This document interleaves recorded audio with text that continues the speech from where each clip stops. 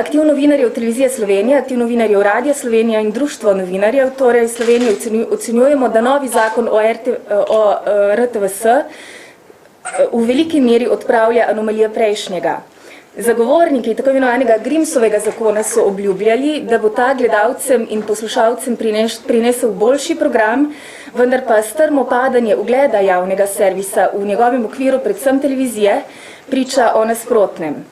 Zmanjšanje političnega vpliva in povečanje prostora za civilno družbo pri nadzoru nad javno radiotelevizijo, ki jo zagotavlja novi zakon, napovedujeta povečanje uredniške neodvisnosti. Oba aktiva in Društvo novinarjev zato javnost pozivamo, da glasuje za uveljavitev novega zakona. Novinarji RTV hiše podpiramo izvzem novinarjev iz sistema javnih uslužbencev. Glavni razlog in osnovni motiv za tako izhodišče in stališče je avtonomija novinarskega dela. Če bomo izvzeti iz sistema javnih uslužbencev, to ne pomeni, da zagovarjamo vrnitev v prejšnje kaotično stanje.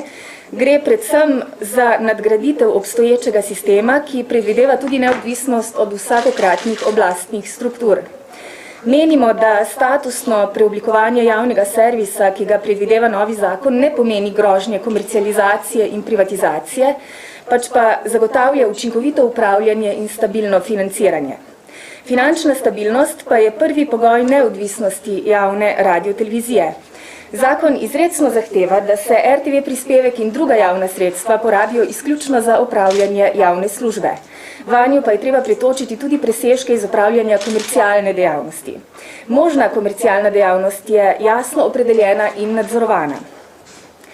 Iz sestav programskega in nadzornega sveta, kot jo predvideva novi zakon, je opazen umik političnih strank.